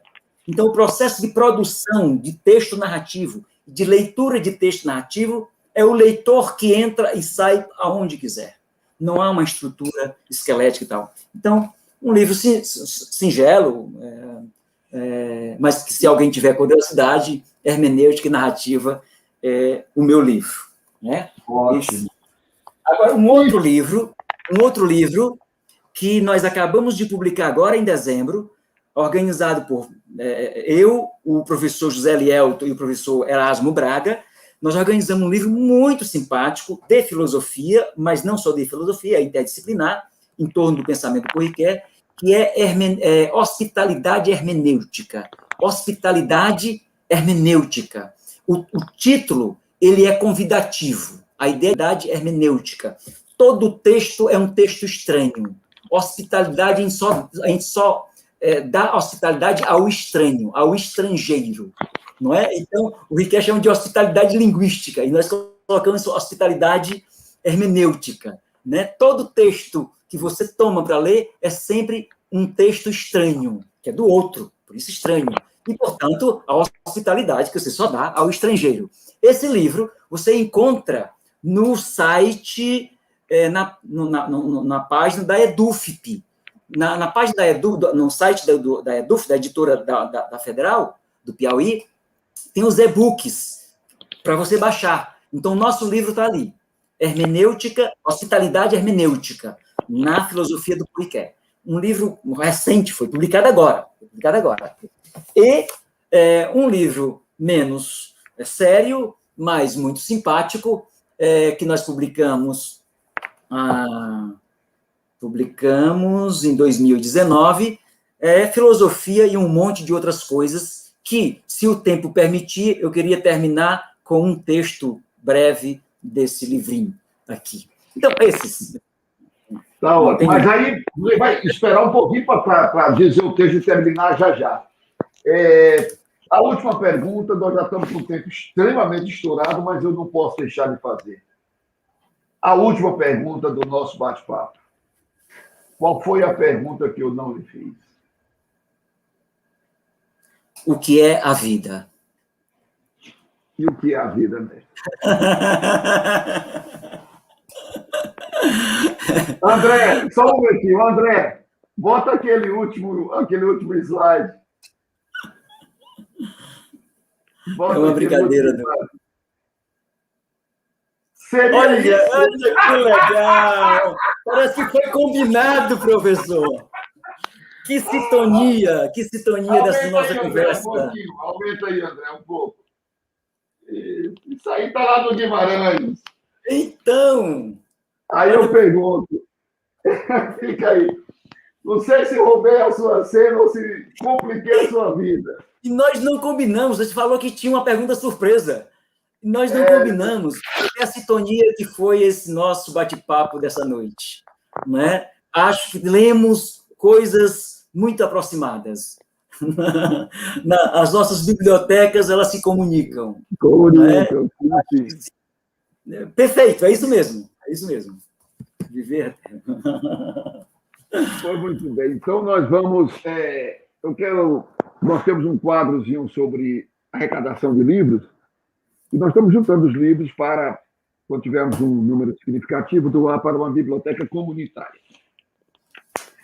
O nosso amigo, que já foi também protagonista aqui em um outro episódio, o J.A., ele lançou este livro no começo do ano e agora acaba de lançar este segundo livro. Né? Então, esse lançamento foi há mais ou menos umas 2 semanas. Ele lançou numa praça, uma ideia maravilhosa. Os dois estão autografados pelo J.A. para mim, mas o J.A., além dos que ele me deu, ele me doou 2 exemplares para a nossa biblioteca comunitária, que ainda vamos escolher qual é. Estão aí à venda nas livrarias ou diretamente com o J.A. São 2 obras maravilhosas que valem a pena serem lidas. O nosso próximo episódio, nós teremos como convidado o professor também da Universidade Federal do Piauí e artista plástico Evaldo Oliveira. E vamos falar sobre artes plásticas, cultura e pandemia. Será uma discussão interessante para nós repensarmos aí essa fase difícil que todos estamos passando. Esperamos todos vocês, esperamos também que vocês divulguem, esperamos que você vá lá no sininho né, da TV Destante, bote lá, se inscreva, ficar sabendo das nossas novidades. Agradecer a todos os nossos amigos que estão nos acompanhando aí no nossa plateia virtual. Agradecer a Diana Cerqueira, que também é estudante de filosofia, ao amigo Nonato, tanta gente aqui que não dá para ler todo mundo, né? A Helena Menezes, Glaucia, Leidiana, a Cláudia, a Leda Maria, a Zusa Tiradentes, lá de Maringá, Paraná, professor também da universidade, professor Francisco Tavares, tanta gente boa, muita gente conosco, nos dando a Zuleide Gomes, né? Está aí prestigiando o nosso bate-papo. Amigo Vanderlei, somos gratos por ter aceitado compartilhar conosco a sua riquíssima bagagem, que aqui teríamos assunto para a gente fazer mais uns 10 programas. Uma série, Vanderlei em Foco. Né? Você se despede da maneira que você achar conveniente, com o texto que ele for conveniente. Para a honra e glória de nossos ancestrais. Muito obrigado. Obrigado, professor, pela o convite e essa conversa agradável que tivemos, essa sintonia de leituras que fez esse encontro, né, essa magia dessa noite. E eu queria terminar com o texto, daí, com metáfora, sobre dança e gravidez. Para quem diz que anjo não dança. E escrevo como malhas para captar o incognoscível.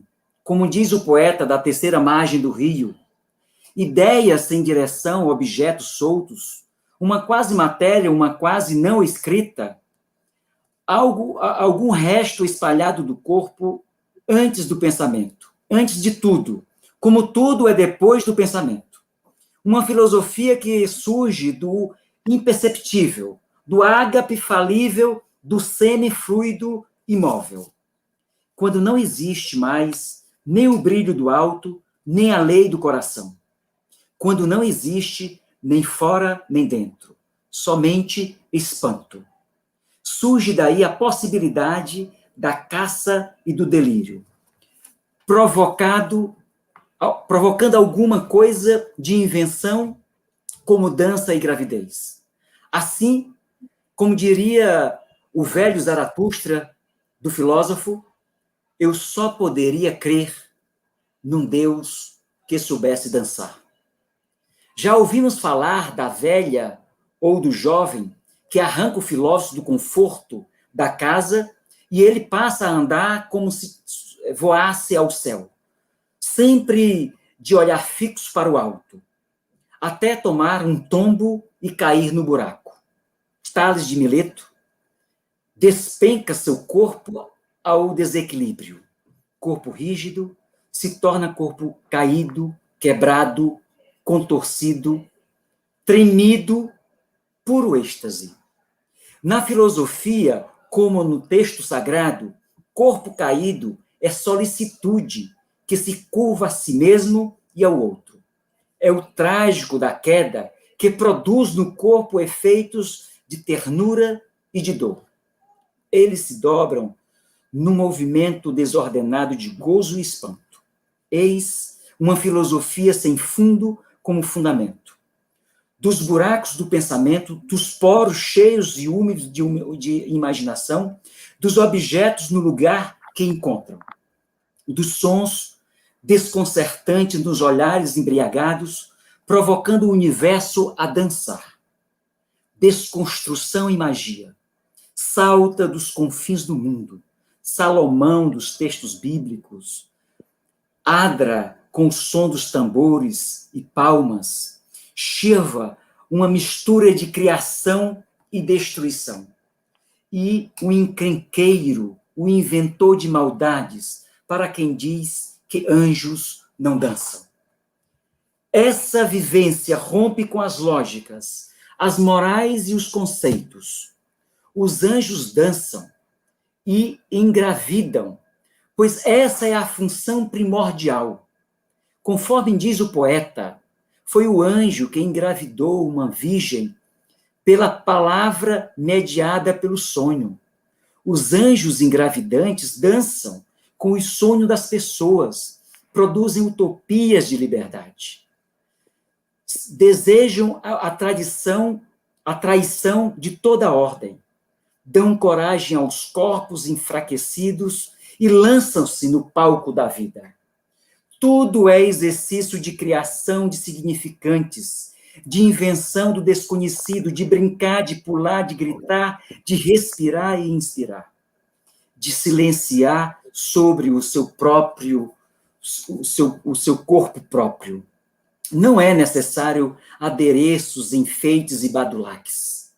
Sobre o movimento livre e dissimétrico, engravidam as pessoas de sonhos. E é exatamente a experiência da gravidez, anterior ao parto do filósofo, que dança o corpo para a mudança. Salta o pensamento filosófico, a rebeldia e a transformação dos objetos do mundo. Não existe cortina de fumaça, mesmo que tenha fumaça e cortina, na compreensão de dança e gravidez que estamos experimentando. Dança aqui não é produto, encomenda ou arranjo. Não tem ensaio, controle ou farda. Não é instrumento de algum aparelho de manipulação, doutrina ou ensinamento. Estamos escrevendo sobre as vivências do espírito, expressão da imaginação, feitiço da percepção. Gravidez aqui não é uma alienação apática ou preguiça mental. Não é espera escatológica, direcionamento religioso ou estupidez. Não é inconsistência de consciência, a imaginação idílica. Gravidez é metáfora de transformação profunda, sonho de coisa nova, expressão de grandeza da alma. É sobre isso que é o processo de criação.